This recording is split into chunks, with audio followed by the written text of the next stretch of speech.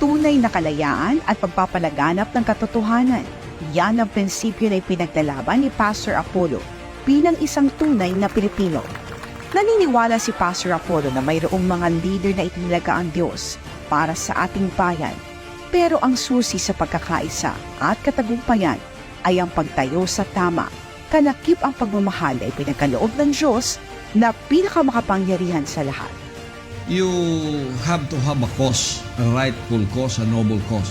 And to become a good leader, you have to have a good cause. Not yourself. True leaders are selfless. They're not selfish. They are selfless for that cause that will profit everyone, that will benefit the humanity as a whole. They can contribute good as a whole in the environment, in the economics, in the spiritual first of all, and in good relationships with the communities around them. Oh, ganun ang mission natin sa lupang ito.